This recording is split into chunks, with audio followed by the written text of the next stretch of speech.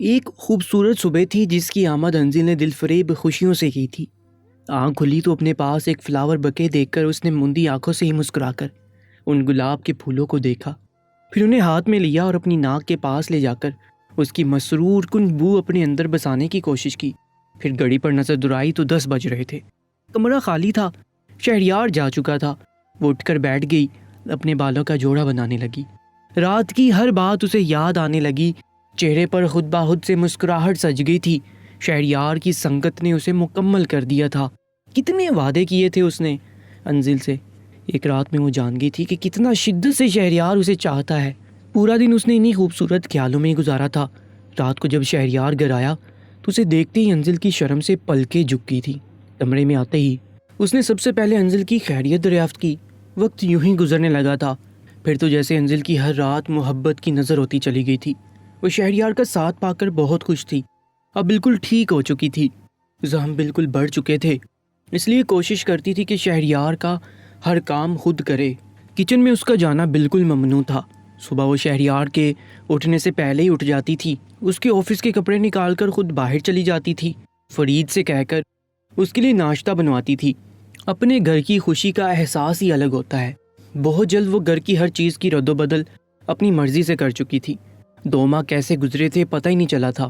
مقدس بیگم کی بار بار کالز آ رہی تھی کہ وہ چند دن کے لیے گاؤں آ جائے، مگر وہ جب بھی شہریار سے کہتی وہ منع کر دیتا۔ ہم بالکل بھی نہیں انزل، تم جانتی ہو کہ آج کل آفس میں بہت کام ہے، میں بالکل بھی گاؤں نہیں جا سکتا۔ انزل نے اس سے ٹائی پہنتے ہوئے گاؤں جانے کے متعلق پوچھا تھا۔ میں نے کب کہا کہ آپ کام چھوڑ کر جائیں، بس مجھے جانے دیں، ٹائی باندھتے ہوئے انزل نے بڑے پیار سے پوچھا تھا۔ اپنی باتیں وہ یوں ہی پیار بڑے انداز سے شہریار سے منواتی تھی۔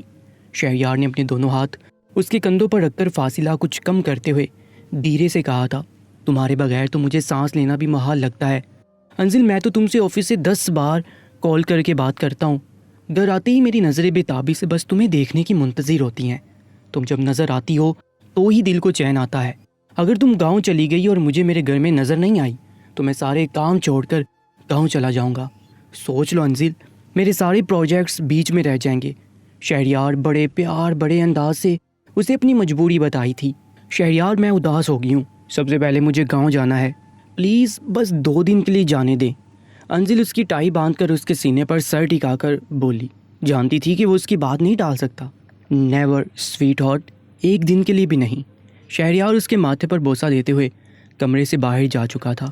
شہریار کے آفس جاتے ہی اس نے جہانگیر بلوچ کو فون کیا تھا، تائیں مجھے گاؤں جانا ہے، میں بہت اداس ہوں، مجھے امی اور دادی دونوں بہت یاد آ رہی ہیں۔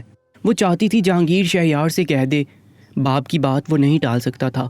تو آ جاؤ بیٹا، تمہیں روکا کس نے ہے؟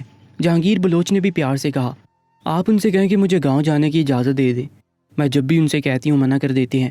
انزل نے شکوہ کیا تھا، ارے اس کی کیا مجال کہ تمہیں روکے، میرا ڈرائیور شہر میں ہی کام سے آیا ہے تو اس کے ساتھ گاؤں آ جاؤ، شہریار سے میں خود بات کر لوں گا۔ انزل خوش ہو گئی تھی۔ 15 منٹ تک جہانگیر بلوچ کی گاڑی اس کے دروازے پر پہنچ گئی تھی۔ انزل نے شہریار کو جانے کی اطلاع نہیں دی تھی، اسے لگا جہانگیر بلوچ نے بتا دیا ہوگا۔ گاؤں پہنچ کر اس نے موبائل ایک سائڈ پر رکھ دیا تھا۔ وہ جنت بیگم اور مقدس سے باتوں میں ایسا مصروف ہوئی کہ موبائل کو دیکھا تک نہیں کہ شہریار کتنی کالز اسے کر چکا ہے۔ ابھی وہ سوچ ہی رہی تھی کہ شہریار سے بات کرے کہ شہرین اور نسرین آ گئی۔ شادی کے بعد وہ پہلی بار گاؤں آئی تھی، اس لیے سبھی اسے اپنے پاس سے اٹھنے نہیں دے رہے تھے۔ شہریار کی محبت نے انزل کے حسن کو 4 چاند سے لگا دیے تھے، وہ اور بھی حسین لگنے لگی تھی۔ مقدس اسے دیکھ دیکھ کر نہال ہو رہی تھی۔ شہریار کے ذکر پر جو خوبصورت رنگ انزل کے چہرے پر اسے نظر آ رہے تھے، دل انزل کی طرف سے مطمئن ہو چکا تھا۔ دوسری جانب شہریار کئی کالز انزل کو کر چکا تھا، لیکن اس نے فون ریسیو نہیں کیا تھا۔ اسے لگا کہ وہ ناراض ہو گئی ہے، اس لیے فون نہیں اٹھا رہی۔ اس لیے آج آفس سے جلدی گھر چلا گیا تھا۔ سوچ رہا تھا انزل کو آج ڈنر پر لے جائے گا، اس کے بعد لانگ ڈرائیو پر اس کا موڈ خود بخود بحال ہو جائے گا۔ مگر گھر پر داخل ہوتے ہی جو فرید سے یہ معلوم ہوا کہ انزل گاؤں جا چکا ہے۔ جہانگیر بلوچ کی گاڑی اسے لینے آئی تھی۔ شہریار کا موڈ پل میں بدلا تھا۔ صاحب جی، کھانا لگاؤں آپ کے لیے؟ نہیں فرید، مجھے بھوک نہیں ہے، یہ کہہ کر شہریار اپنے کمرے میں چلا گیا۔ رہ رہ کر انزل پر غصہ آ رہا تھا اسے۔ دوبارہ موبائل پر کال کی، لیکن فون پر بیل ہو کر دم توڑ چکی تھی۔ شہریار نے جہانگیر بلوچ کے نمبر پر کال کی تو انہوں نے بھی شہریار کو ڈانٹ دیا تھا۔ تم نے کیا بچی پر اتنی پابندیاں لگا رکھی شہریار؟ جہانگیر بلوچ کا لہجہ اور بات سن کر سمجھ گیا تھا کہ انزل نے اس کی شکایت لگائی ہے۔ بابا میں کیوں اس پر پابندی لگاؤں گا؟ بس میں چاہ رہا تھا کہ کام نمٹا کر ہم دونوں ایک ساتھ گاؤں آتے۔ بہرحال وہ گاؤں آ چکی ہے، چند دن رہنے دو اسے یہیں پر۔ جی بابا جب تک چاہے وہ رہ لے، مجھے کیا اعتراض ہے؟ دل تو جہانگیر کی بات سن کر ہی جل کر خاک ہو گیا تھا۔ نئے سرے سے انزل پر غصہ آیا تھا، اس لیے فون آف کر کے رکھ دیا۔ بہت شوق ہے تمہیں گاؤں جانے کا، رہو اب وہیں پر۔ غصے سے یہ کہتا ہوا وہ واش روم چلا گیا۔ کافی دیر تک شاور لیتا رہا کہ شاید غصے کی آگ پانی بجھا سکے، لیکن ایسا کچھ ہوا نہیں تھا۔ فریش ہو کر باہر آیا تو سائڈ ٹیبل پر چائے موجود تھی۔ چائے پی کر ہی وہ سونے کی کوشش کرتا رہا، لیکن نیند نہیں آ رہی تھی۔ رات کو انزل سے باتیں کرنے کی عادت پڑ چکی تھی، اس لیے وہ خالی بستر منہ چڑھایا ہوا محسوس ہو رہا تھا۔ ساری رات اس کی کروٹیں بدل کر گزری تھی اور صبح تک انزل پر اور بھی زیادہ غصہ آنے لگا تھا۔ دوسری جانب انزل نے رات کو سوتے وقت اپنے موبائل کو چیک کیا تھا۔ شہریار کی بہت ساری مس کالز دیکھ کر اسے اپنی غلطی کا احساس ہوا تھا کہ اسے شہریار کو بتانا چاہیے تھا۔ اگلے روز ہی دن بھر اس نے کئی کال شہریار کو کی، لیکن وہ ڈسکنیکٹ کر رہا تھا۔ ایک بار بھی اس نے فون اٹھا کے بات نہیں کی تھی۔ 2 دن یوں ہی گزر گئے تھے۔ انزل بے حد پریشان تھی۔ ویسے تو بظاہر سب سے ہنس بول کر بات کر رہی تھی، لیکن شہریار کا فون نہ اٹھانا اسے بے چین کر گیا تھا۔ جانتی تھی کہ اس سے ناراض ہوگا۔ تیسرے دن اس نے واپس جانے کی ضد کرنی شروع کر دی تھی۔ مقدس بیگم کہنے لگی کہ تم آئی ہو تو چند دن اب یہیں رہو، لیکن وہ جانتی تھی کہ شہریار اسے ناراض ہے اور فی الحال وہ اس کی ناراضگی برداشت نہیں کر پا رہی تھی۔ اس 2 ماہ میں جتنی محبت شہریار نے اسے دی تھی، اس کے دل میں شہریار کے لیے ہر خواہش ختم ہو چکی تھی۔ اگر اب دل میں تھا تو صرف شہریار کا پیار۔ اس کی ناراضگی کی فکر 4 دن بعد واپس گھر آ چکی تھی، لیکن اس وقت شہریار آفس میں تھا۔ فرید سے اس نے سب وہ چیزیں بنوائی تھی جو شہریار کو پسند تھی اور اس کے آنے سے پہلے خوب تیار بھی ہوئی تھی۔ لیکن جب شہریار گھر پہ داخل ہوا، اس کی طرف دیکھ کر اس نے اپنا رخ بدل لیا تھا۔ چہرے سے صاف لگ رہا تھا کہ بہت زیادہ موڈ آف ہے۔ کھانے کے دوران بھی انزل نے بہت کوشش کی کہ اس سے بات کرے، لیکن اس نے انزل کی کسی بھی بات کا کوئی بھی جواب نہیں دیا تھا۔ بس چپ چاپ کھانا کھاتا رہا، اسے گورتا رہا۔ زبان سے تو کچھ نہیں کہہ رہا تھا، پر جو کچھ اس کی نظریں اسے کہہ رہی تھی انزل کا دل دہلانے کے لیے کافی تھا۔ انزل کمرے میں چلی گئی۔ کافی دیر شہریار کا انتظار کرتی رہی، لیکن وہ کمرے میں نہیں آیا۔ اب رات کا 1 بج گیا تھا۔ وہ چاہتی تھی کہ جیسے ہی وہ کمرے میں آئے تب اسے سوری کر دے تاکہ بات یہی ختم ہو جائے، لیکن یہ تب ممکن تھا جب وہ کمرے میں آتا۔ 1 بجے تک وہ اس کا انتظار کرتی رہی، پھر کمرے سے باہر آئی۔ اسٹڈی روم کی لائٹ چل رہی تھی۔ جیسے ہی انزل نے اسٹڈی روم کا دروازہ کھولا، سگریٹ کے دھوئیں نے اس کا استقبال کیا تھا۔ گلے میں دھواں سیدھا جا کر لگا تو وہ کھانسنے لگی۔ شہریار اپنی ریوالونگ چیئر پر بیٹھا سگریٹ پی رہا تھا۔ سامنے چند فائلیں رکھی تھیں۔ انزل پر ایک نظر ڈال کر دوبارہ اپنی فائلوں میں گھس گیا۔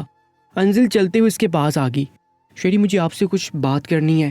انزل نے کچھ ہچکچاتے ہوئے بات شروع کی تھی۔ تمہیں نظر نہیں آ رہا کہ میں کام کر رہا ہوں؟ جاؤ یہاں سے۔ بڑا اکھڑا ہوا لہجہ تھا۔ آپ کے لیے کافی بنا دوں؟ انزل نے دوسرا پیترا استعمال کیا تھا۔ اس کی بھی ضرورت نہیں ہے۔ اس کی جانب بنا دیکھے ہی بات کر رہا تھا۔ انزل کی نظر ایشٹرے پر پڑی تو بجھی ہوئی سگریٹوں کا ڈھیر دیکھ کر اسے افسوس سا ہوا تھا۔ شہری آپ نے اتنی سگریٹ کیوں پی ہے؟ انزل نے فکر مندی سے پوچھا۔ تم سے مطلب یہاں سے اور اپنے کام سے کام رکھو۔ شہریار کا لہجہ بتا رہا تھا کہ وہ اس سے کس قدر ناراض ہے۔ انزل اس کے سامنے رکھی کرسی پر بیٹھ گئی۔ I am sorry Shehryar. Sorry forward? تمہاری اپنی زندگی ہے انزل، جیسے چاہے گزارو۔ انزل سے شہریار کی بے تنائی برداشت نہیں ہو رہی تھی، اور اس سے زیادہ وہ اس کی منت سماجت کر نہیں سکتی تھی، اس لیے ٹپ ٹپ آنکھوں سے آنسو بہنے لگے۔ شہریار نے جب اسے روتے ہوئے دیکھا تو سارا غصہ ہوا ہوا تھا۔ انزل وہاں سے اٹھ کر باہر نکل گئی اور اپنے کمرے میں آ گئی۔ شہریار نے ایک گہری سانس لی۔ ہاتھ میں پکڑا سگریٹ اس نے ایشٹرے میں بجھایا، فائلیں بند کی اور اسٹڈی روم سے باہر آ گیا۔ اپنے کمرے میں گیا تو سسکیوں کی آوازوں نے اس کی ہوش اڑا دیے تھے۔ انزل بیڈ پر لیٹی سسکیوں سے رو رہی تھی۔ شہریار اس کے پاس آ کر بیٹھ گیا۔ انزل میں نے ایسا کچھ نہیں کہا کہ تم یوں رونے لگو، شہریار نے اس کے رخساروں سے بہتے آنسو صاف کرتے ہوئے کہا تھا۔ انزل نے اس کا ہاتھ پیچھے جھٹک دیا۔ آپ مجھ سے بات کیوں نہیں کر رہے؟ اب ناراضگی دکھانے کی باری انزل کی تھی، اس لیے کہ میری بات کی تمہاری نظر میں اہمیت نہیں ہے۔ شہریار اب دھیمے لہجے میں ہی شکوہ کر رہا تھا۔ میرے نزدیک آپ کی بہت اہمیت ہے، اور یہ بات آپ اچھی طرح سے جانتے ہیں۔ اگر تمہاری نظر میں میری بات کی اہمیت ہوتی تو تم گاؤں جانے سے پہلے مجھے بتاتی۔ انزل نہ جانے کیوں اسے صفائیاں دے رہی تھی۔ شاید معاملہ دل کا تھا، اس لیے نہیں چاہتی تھی شہریار کوئی غلط فہمی پالے۔ تایا سائی نے ڈرائیور بھیج دیا تھا. مجھے نہیں پتا کہ وہ اتنی جلدی گاؤں جانے کے لیے ڈرائیور بھی بھیج دیں گے. میرا فون کیوں نہیں اٹھایا تھا؟ شہریار نے تھوڑا شکوہ کیا تھا. میں دادوں کے ساتھ بیٹھی ہوئی تھی کہ پھر شرین اسے نسرین پھپھو بھی آ گئی. باتوں میں وقت کا اندازہ نہیں ہوا تھا، لیکن دوسرے دن میں نے آپ کو بہت کال کی تھی، لیکن آپ نے میرا فون نہیں اٹھایا، مجھ سے بات بھی نہیں کی. اتنی معمولی سی بات ہے شیری، اور میں کب سے آپ کو منانے کی کوشش کر رہی ہوں، سوری بھی کہہ دیا، لیکن آپ کا موڈ ہے کہ ٹھیک ہی نہیں ہو رہا. رو نہیں تو اور کیا کروں؟ شہریار نے اس کے دونوں ہاتھوں کو تھاما اور بولا، اوکے ٹھیک ہے، اب یہ رونا بند کرو. تمہیں پتہ ہے نا تمہارے آنسو مجھے کتنی تکلیف دیتے ہیں. شہریار کی بات سن کر وہ سوسو کر کے اسے سینے لگ کر کہنے لگی، میں اب گاؤں نہیں جاؤں گی، مجھ سے آپ کی ناراضگی برداشت نہیں ہوتی. شہریار کچھ پل تو اسے غور سے دیکھتا رہا. عورت محبت کی طلبگار ہوتی ہے. کون کہہ سکتا ہے کہ یہ وہی انزل ہے جو مجھ سے شدید نفرت کرتی تھی؟ کئی سال کی نفرت میرے 2 مہینے کی محبت نے ختم کر دی ہے اس کے دل سے، اور یہ میری جیت ہے. شہریار کچھ بھی کر سکتا ہے، کسی کو بھی جیت سکتا ہے، اسے کوئی بھی شکست نہیں دے سکتا. شہریار کے اندر بیٹھا متکبر انسان تھا جس نے شہریار کو داد دی تھی. وہ لڑکی جو بچپن سے جوانی تک اس سے صرف نفرت کرتی تھی، آج اس کے سینے سے لگی، اس سے محبت کا اعتراف کر رہی تھی. اور یہ کچھ چھوٹی بات نہ تھی. انزل اور اپنے بیچ آنے والے سادی نامی رکاوٹ کو شہریار نے کسی پتھر کی طرح ٹھوکر مار کے راستے سے ہٹایا تھا. انزل رو رہی تھی، اس کے ساتھ لگی ہوئی تھی، اسے اپنی محبت کا اظہار کر رہی تھی، اور شہریار وہ تکبرانہ مسکراہٹ چہرے پر سے سجائے ہوئے تھا، اس کے بالوں کو سہلا رہا تھا اور یہ سوچ رہا تھا کہ اسے کوئی بھی چیز شکست نہیں دے سکتی. 2 ماہ میں سادی کی یہ حالت ہو چکی تھی کہ وہ بستر سے جا لگا تھا. وہ کبھی بھی انزل کو دھوکہ نہیں دینا چاہتا تھا، کبھی بھی نہیں دے سکتا تھا، اور وعدہ خلافی تو سوال ہی پیدا نہیں ہوتا. روزانہ اس کو یہ احساس اندر سے مارے جا رہا تھا کہ اس نے اتنی بڑی چوٹ اس لڑکی کو دی ہے جس سے وہ محبت کرتا تھا. لیکن اگر وہ یہ قدم نہ اٹھاتا تب بھی شکست اسی کو ملنی تھی، کیونکہ وہ شہریار کی طرح دولت مند نہیں تھا، اور غریب انسان ہمیشہ امیر رئیس زادوں کے سامنے گھٹنے ٹیکنے پر مجبور ہو ہی جاتے ہیں، اور سادی بھی ان میں شامل تھا. پچھلے 15 دن سے بخار میں مبتلا تھا. ہاجرہ بیٹے کی بیماری کی وجہ سے بے حد پریشان ہو کر رہ گئی تھی. وہ بخار کی غنودگی میں بھی اس کی زبان سے صرف انزل کا نام تھا. اس کے اندر یہ احساس تھا کہ ایک بار وہ اسے معاف کر دے، کیونکہ وہ بے قصور تھا، اس نے جو کچھ کیا تھا مجبوراً کیا تھا. ہاجرہ اس کے سر پر پانی کی پٹیاں رکھ رہی تھی. بخار کی شدت تھی کہ کم ہونے کا نام نہیں لے رہی تھی. سادی بخار کے عالم میں نیم بے ہوشی میں بھی یہی کہہ رہا تھا کہ امی ایک بار انزل کو بلا دے، مجھے اس سے معافی مانگنی ہے.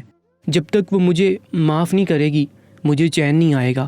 پچھلے 2 ماہ سے بہت بڑی اذیت میں مبتلا ہوں، مجھے رات کو نیند نہیں آتی.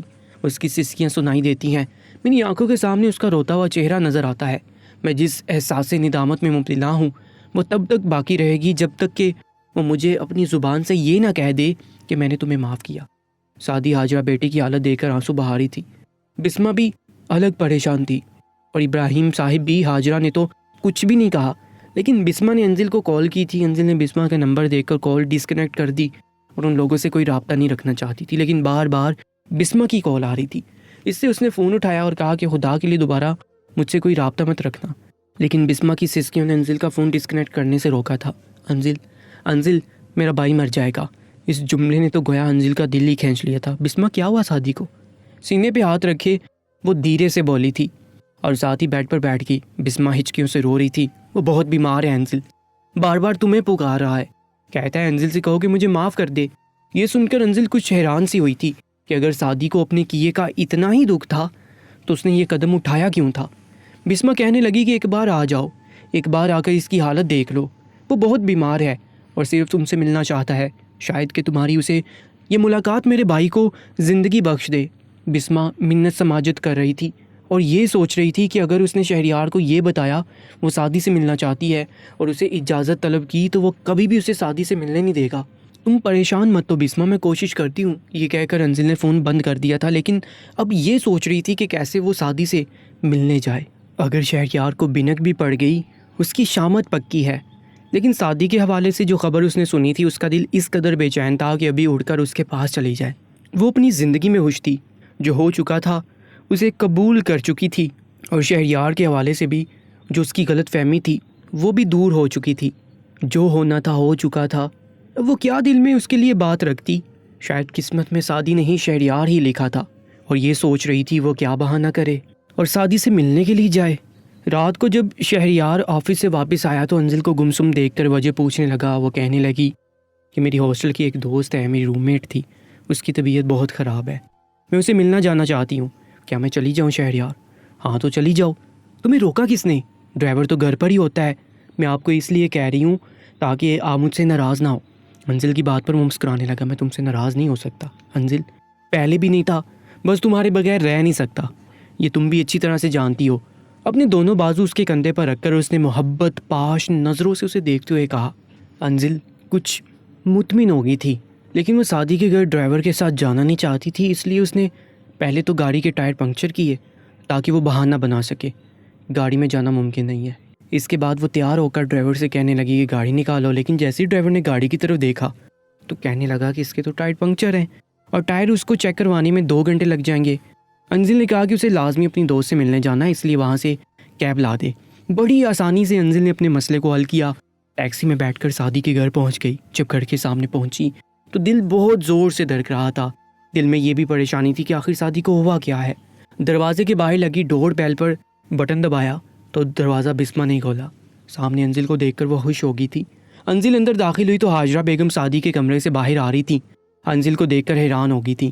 انزل اپنا دل صاف کر کے ہی ان کے گھر آئی تھی، اس لیے پہلے بسمہ کے گلے لگی، اس کے بعد حاجرہ بیگم سے سعدی کو کیا ہوا ہے ممانی؟ انزل نے فکر مندی سے پوچھا تھا۔ تمہارے ساتھ کی گئی زیادتی کا خمیازہ بھگت رہا ہے شاید۔ کیا تم سعدی سے ملنے آئی ہو؟ حاجرہ بیگم کو حیرت ہوئی تھی، جو سعدی نے اس کے ساتھ کیا تھا اس کے باوجود وہ اسی سے ملنے آئی تھی۔ شاید میری قسمت میں سعدی تھا ہی نہیں، ورنہ یہ سب نہ ہوتا۔ مجھے اسے کوئی گلہ نہیں ہے اور میں اسی سے ملنے آئی ہوں، اسے یہ کہنے آئی ہوں کہ وہ میری وجہ سے پریشان نہ ہو۔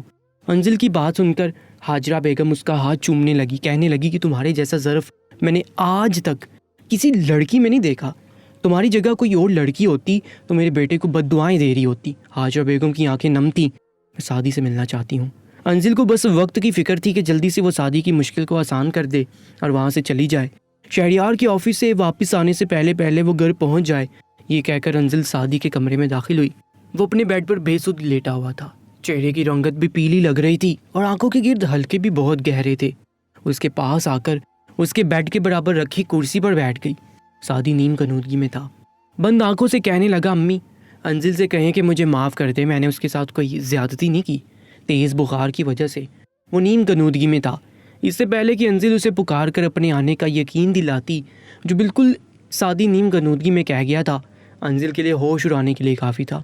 میں نے اس رات جو کچھ بھی کیا تھا شہریار کے کہنے پر کیا تھا، اس نے مجھے مجبور کیا تھا امی، آپ کو نہیں پتا وہ کیسا ضدی شخص ہے۔ یہ سن کر تو انزل سانس لینا بھول گئی تھی۔ جب میں تیار ہونے کے لیے سیلون گیا تھا، وہیں سے مجھے شہریار کے گارڈ پکڑ کر لے گئے تھے۔ میری آنکھوں کے آگے پٹی بندھی تھی اور وہ مجھے گاڑی میں بٹھا کر جانے کس پرانی حویلی میں لے گئے تھے، جہاں اس وقت اس کے گارڈ اور شہریار کے علاوہ صرف میں موجود تھا۔ سعدی دھیرے دھیرے بات کر رہا تھا، اس کی آنکھیں بند تھیں نیم کنودگی میں بھی۔ یہ سن کر تو انزل کی وہ حالت تھی کہ اپنے کانوں پر یقین کرنا مشکل ہو رہا تھا۔ آج انزل پر ایسا راز کھل رہا تھا جو اس کے وہم و گمان میں بھی نہ تھا۔ سعدی بخار کی حدت میں شاید اپنے ہوش سے بیگانہ ہو کر ہر بات بتا رہا تھا۔ وہ کہہ رہا تھا کہ شہریار نے ہی اسے کہا تھا کہ وہ عین نکاح کے وقت انکار کر دے، ورنہ اس کی بہن بسمہ اور افرا کو اغوا کر لے گا اور 1 ہفتہ وہ گھر نہیں آئیں گے، بدنام ہو جائیں گے، تو انہیں کوئی رشتہ نہیں دے گا، وہ سعدی کو اور اس کے گھر والوں کو برباد کر کے رکھ دے گا۔ وہ اپنی بہنوں کی عزت کی خاطر مجبور ہوا تھا، ورنہ کبھی بھی کسی بھی صورت انزل سے بے وفائی نہیں کر سکتا تھا۔ انزل کی آنکھوں سے آنسو بہہ رہے تھے۔ یہ کیسا سچ تھا جو اس نے سن لیا تھا، کیسی حقیقت تھی جو اس پر آشکار ہوئی تھی۔ شہریار جس قدر ضدی تھا، بچپن سے جیسا اسے دیکھتی آ رہی تھی، سعدی کی بات کو جھٹلا نہیں سکتی تھی۔ سعدی جیسے جیسے اسے بتا رہا تھا، بند آنکھوں سے بھی اس کی آنکھوں سے آنسو بہہ رہے تھے اور وہ جھوٹے نہیں تھے۔ انزل کو لگا کہ سینے کے اندر سے دل جیسے چھن سے ٹوٹا ہو۔ شہریار کا محبت بڑا مجسمہ شیشے کی طرح کرچی کرچی ہو کے گر چکا تھا اور پیچھے کھڑا شہریار کا اصل روپ ویسا ہی تھا جیسا کہ بچپن سے وہ دیکھتی آ رہی تھی۔ ٹپ ٹپ آنسو انزل کی آنکھوں سے بہہ رہے تھے۔ جو گنونا کھیل شہریار نے سعدی کے ساتھ کھیلا تھا، اس کی جگہ کوئی بھی ہوتا تو وہی کرتا جو سعدی نے کیا تھا۔ اس نے سعد اللہ کا ہاتھ پکڑا تھا جو بخار کی حدت سے تپ رہا تھا۔ اس وقت انزل کے گلے میں آنسوؤں کا گولا اٹکا ہوا تھا، وہ رونا نہیں چاہتی تھی۔ بمشکل بولی، سعدی۔ انزل کی آواز تو شاید سعد کے لیے زندگی کا پیغام لائی تھی۔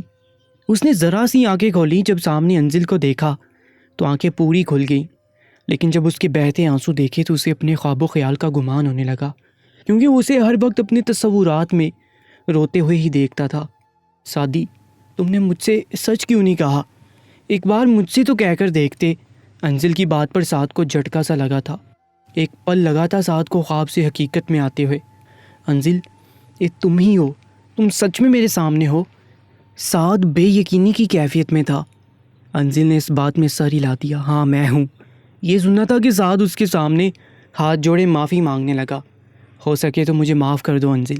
انزل نے اس کے جڑے ہاتھ اپنے ہاتھوں میں تھام لیے تھے۔ مجھے تم سے کوئی گلہ نہیں ہے، اس لیے تمہارا کوئی قصور نہیں تھا، انزل نے روتے ہوئے کہا۔ انزل، مجھے دکھ اس بات کا ہے کہ مشکل وقت میں تمہارے کام نہیں آ سکا، لیکن یقین جانو میں برا انسان نہیں ہوں۔ بے شک تمہارے شہریار کی طرح دولت مند نہیں ہوں، لیکن عزت اور غیرت کا مطلب اچھی طرح سمجھتا ہوں۔ سعد کی آنکھوں سے مسلسل آنسو بہہ رہے تھے۔ انزل، بے شک تم مجھ سے محبت کرنی چھوڑ دینا، لیکن پلیز کبھی یہ گمان مت کرنا کہ سعدی نے تمہیں دھوکہ دیا ہے۔ وہ بہت دل گرفتگی سے کہہ رہا تھا۔ تم اگر میری بات دل سے لگائے بیٹھے ہو تو اس غم سے باہر نکل جاؤ۔ مجھے تم سے کوئی شکایت نہیں۔ شہریار بہت گھمنڈی اور ضدی شخص ہے انزل، اپنے مفاد کے لیے کچھ بھی کر سکتا ہے۔ اس دن آئس کریم پارلر پر بھی میں اس کے کہنے پر ایک لڑکی کے ساتھ آیا تھا، اور وہ لڑکی بھی شہریار کی بھیجی ہوئی تھی۔ مجھے دھمکایا گیا تھا کہ اگر میں نے تمہارے دل میں شک نہیں ڈالا تو مجھے نقصان پہنچائے گا۔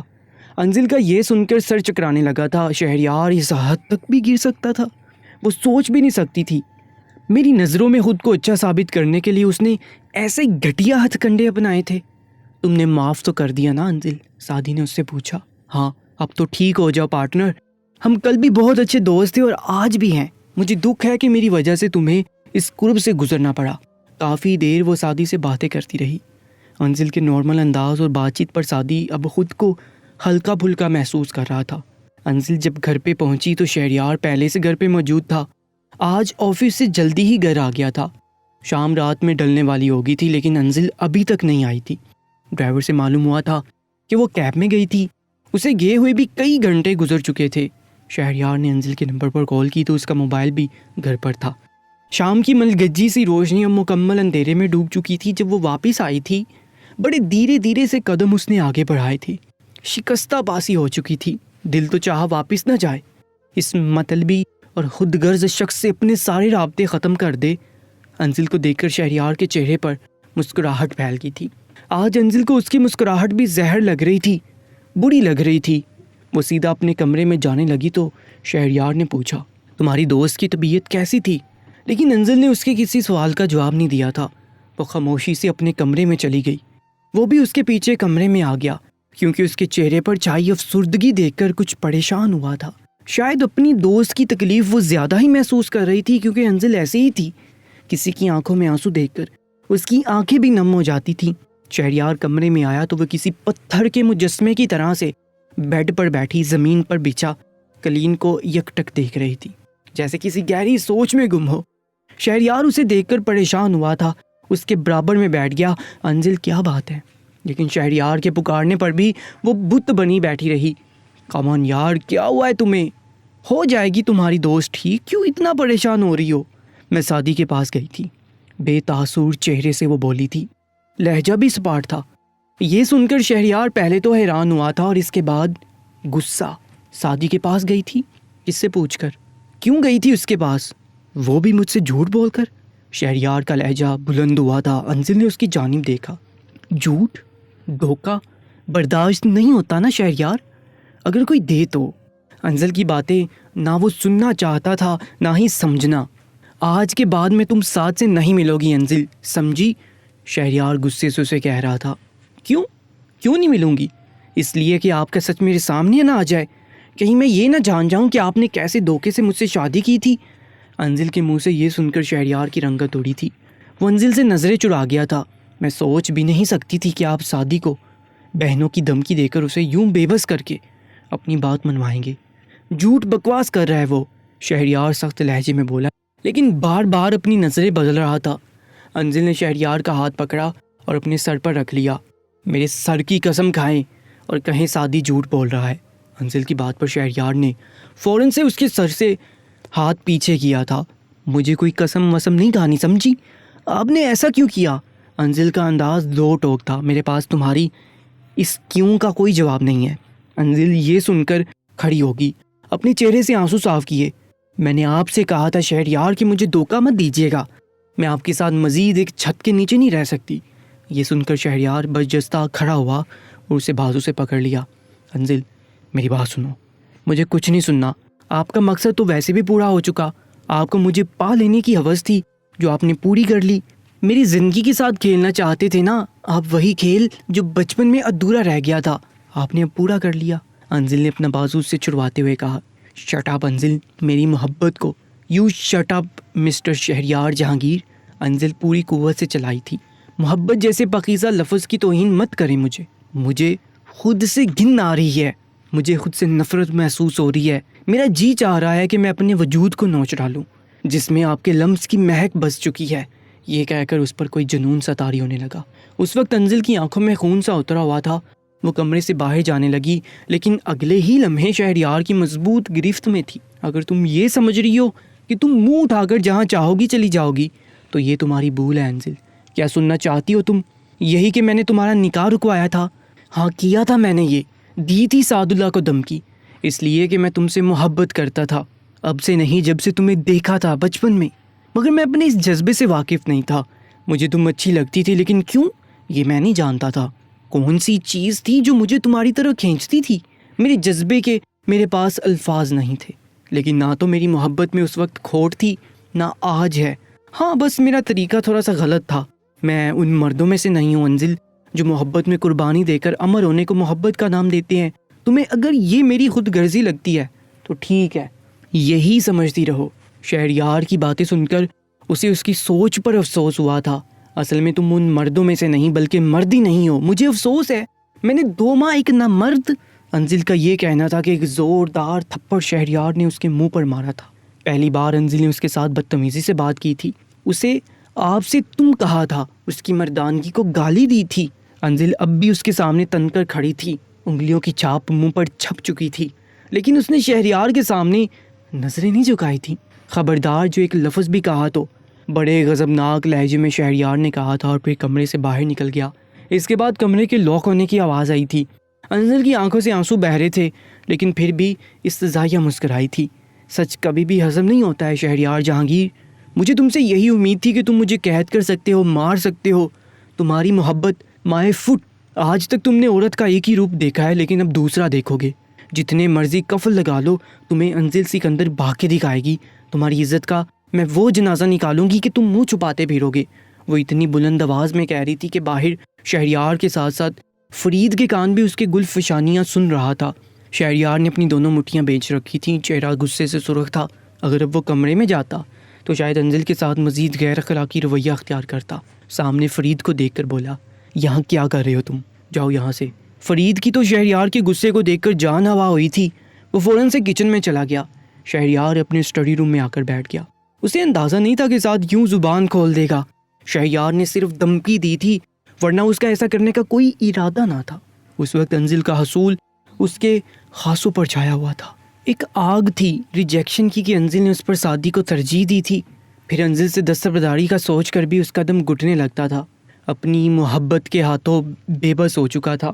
بہت سوچو بچار کے بعد بھی اس نے یہ فیصلہ کیا تھا جس سے سانپ بھی مر جاتا، لاٹھی بھی نہ ٹوٹتی، لیکن یہ بھول گیا تھا سچ کبھی بھی چھپتا نہیں ہے، سامنے آ کر ہی رہتا ہے۔ تیر کمان سے نکل چکا تھا اور انزل کا رویہ دیکھ کر وہ دنگ ضرور ہوا تھا۔ اسے اتنے شدید رد عمل کی توقع نہیں تھی، اس لیے اب پکڑے بیٹھا تھا کہ جب اسے کانچ کے ٹوٹنے کی آواز آنے لگی، یقیناً وہ اپنا غصہ چیزوں کو توڑ کر نکال رہی تھی۔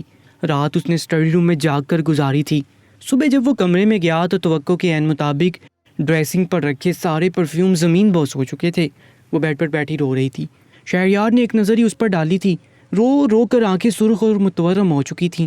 فرید میرے کمرے میں آؤ، شہریار نے انزل کو نظر انداز کر کے کہا۔ فرید جب کمرے میں آیا تو کمرے کی بگڑی حالت دیکھنے لگا۔ کمرہ صاف کرو۔ اپنی موجودگی میں اس نے کمرے کی صفائی کروائی تھی۔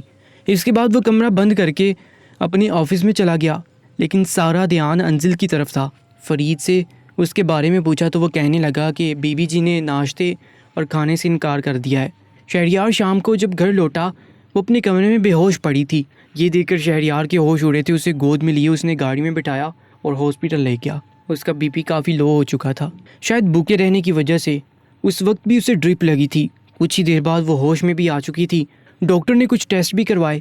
اس کے بعد جو خبر لیڈی ڈاکٹر نے شہریار کو سنائی تھی اسے اپنے کانوں پر یقین نہیں آ رہا تھا۔ کیا کہا آپ نے؟ شہریار نے دوبارہ پوچھا۔ لیڈی نے مسکرا کر کہا شی از پریگننٹ۔ شہریار کی خوشی کا کوئی ٹھکانہ نہیں تھا۔ وہ سب کچھ بھول بیٹھا تھا۔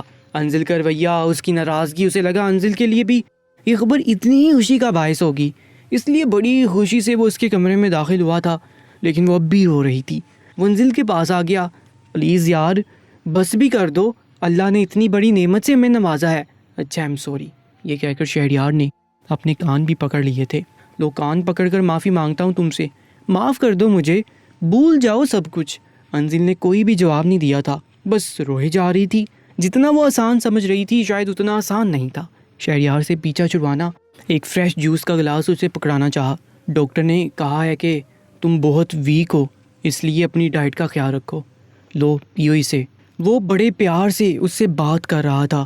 انزل نے غصے اور تنفر سے گلاس پیچھے جھٹکا تھا۔ مجھے کچھ نہیں کھانا اور نہ ہی اپنے وجود میں ایسے بچے کو پالنا ہے جو تمہارے حوالے سے جان پہچان جائے۔ انزل کی وہی بے رخی تھی۔ شہریار ضبط کر کے رہ گیا تھا۔ جانتا تھا کہ وہ اس کی بات نہیں مانے گی، اس لیے جہانگیر بلوچ کو فون کر دیا تھا۔ جب یہ خبر جہانگیر بلوچ کو ملی کہ وہ دادا بننے والا ہے، چند گھنٹوں میں ہی جنت بیگم، مقدس بیگم اور جہانگیر شہریار کے گھر پر تھے۔ مقدس بیگم پر تو شادی مرگ سی کیفیت طاری تھی۔ جو وارث مقدس بیگم جہانگیر بلوچ کو نہیں دے پائی تھی، وہ انزل شہریار کو ضرور دے رہی تھی۔ انزل ان سب کو دیکھ کر پریشان بھی تھی، حیران بھی۔ جہانگیر بلوچ نے کئی ہزار کے نوٹ انزل کے سر سے وار کر فرید کو دیے تھے۔ مقدس بیگم انزل کو ضروری ہدایت دینے لگی تھی، لیکن شہریار نے فوراً سے کہہ دیا امی آپ اسے اپنے ساتھ گاؤں ہی لے جائیں، میری تو یہ کوئی بات نہیں سنتی، جو خیال آپ اس کا رکھ سکتی ہیں یہاں پر بالکل نہیں رکھے گی۔ شہریار جانتا تھا کہ انزل اس کی بات نہیں مانے گی اور وہ نہیں چاہتا تھا کہ اس کی بے وقوفی سے اس کے بچے کو نقصان پہنچے۔ جہانگیر بلوچ نے بھی کہا کہ یہ بات ٹھیک ہے، میں تو گاؤں میں جشن مناؤں گا۔ رات تک وہ سب انزل کو اپنے ساتھ گاؤں لے جا چکے تھے۔ پوری حویلی کو دلہن کی طرح سجایا گیا تھا، بہت بڑا فنکشن کیا گیا۔ شہریار کو بھی وہ سب اٹینڈ کرنے کے لیے حویلی آنا پڑا۔ انزل خاموش تھی، لیکن ان ہنگاموں کے بعد جو کچھ اس نے کیا تھا، شہریار کے ساتھ ساتھ پوری حویلی کے ہوش اڑ گئے تھے۔ چند دن بعد جب مقدس بیگم انزل کے کمرے میں دودھ کا گلاس لے کر آئیں، انزل اپنے کمرے میں نہیں تھی۔ پھر جب اسے دیکھا گیا تو پوری حویلی میں وہ کہیں نہیں تھی۔ ایک شور سا مچ گیا تھا، ہر جگہ اسے ڈھونڈ لیا گیا، لیکن وہ کہیں نظر نہیں آ رہی تھی۔ مقدس بیگم تو رونے لگی تھی، وجہ بھی نہیں معلوم تھی کہ کیا تھی۔ یہ خبر جب جہانگیر بلوچ اور شہریار کو ملی تو شہریار کے پیروں کے نیچے سے تو زمین ہی نکل گئی تھی۔ وہ سوچ بھی نہیں سکتا تھا کہ اتنا بڑا قدم اٹھا لے گی۔ شہریار سارا کام چھوڑ چھاڑ کر گاؤں چلا گیا تھا، پورے گاؤں کو چھان مارا تھا، لیکن انزل کا کچھ پتہ نہیں تھا کہ وہ کہاں ہے۔ جہانگیر بلوچ نے شہریار سے پوچھا کہ کیا اس کی اس سے کوئی لڑائی ہوئی تھی یا کوئی بات ہوئی تھی۔ شہریار نے نفی میں سر ہلا دیا اور انجان بن گیا۔ خود بھی بے حد پریشان تھا کہ وہ تنہا کہاں گئی تھی، کہیں اس نے خودکشی تو نہیں کر لی ہو۔ جس بات کو اب تک وہ عام نوعیت سے لے رہا تھا، وہ انزل کے لیے شاید اتنی عام نہیں تھی۔ دیوانوں کی طرح وہ اسے ہر جگہ ڈھونڈ رہا تھا۔ شہر میں بھی وہ جہاں جہاں جا سکتا تھا گیا تھا، خاص کر اس کے دوستوں کے گھروں میں جن کو وہ جانتا تھا، لیکن کوئی بھی انزل کے بارے میں نہیں جانتا تھا۔ 3 ماہ کا عرصہ گزر گیا تھا۔ شہر گاؤں اور شہر سے گاؤں تک بیچ میں جتنے بھی گاؤں اور قصبے آتے تھے سب کی تلاشی لے چکی تھے۔ انزل کو زمین کھا گئی تھی یا آسمان نکل گیا تھا، کچھ نہیں پتہ چل رہا تھا۔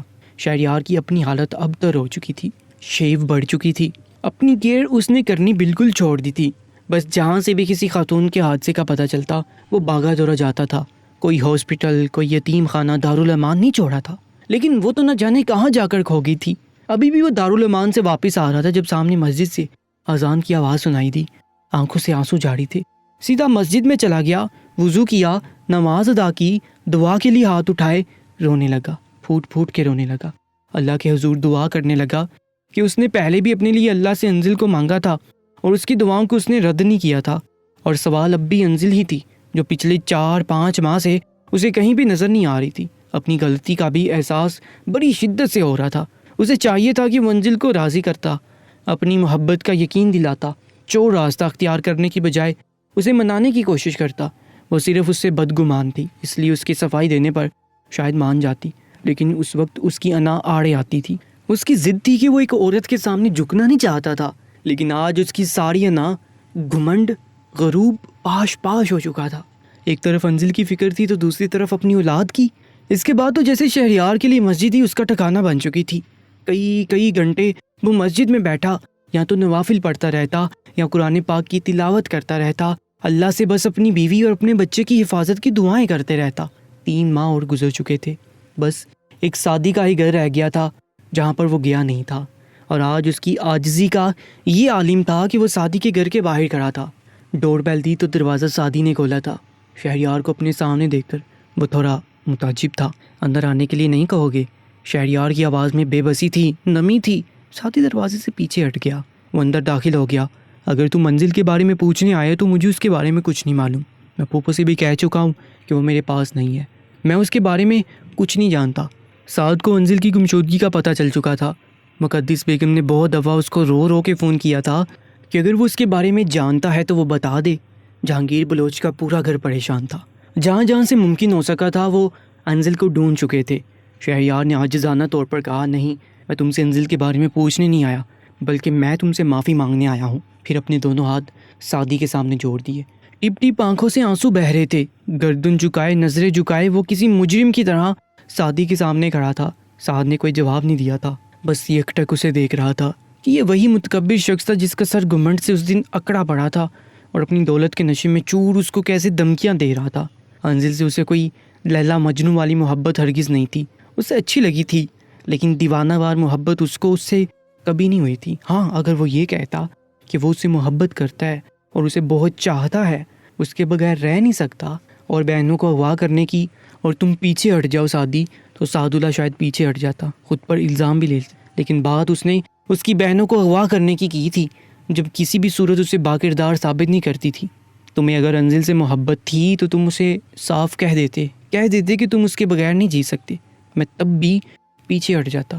اتنا کم ظرف نہیں تھا سعدی کہ کسی کی محبت اسے چھین کر اسے اپنی بیوی بناتا۔ مجھے معاف کر دو سعدی، میں نے تمہارے ساتھ بہت برا کیا ہے، شاید اسی چیز کی سزا مجھے مل رہی ہے۔ اس عرصے میں بہت بار میں نے چاہا کہ تمہارے پاس ہوں اور اپنی غلطی کی معافی تم سے مانگوں، لیکن میری ہمت نہیں ہوئی۔ میں نے بہت برا کیا تھا تمہارے ساتھ، ہو سکے تو مجھے معاف کر دینا۔ یہ کہہ کے وہ پھوٹ پھوٹ کے رونے لگا اور خود ہی آگے بڑھ کے سعدی کے گلے لگ گیا۔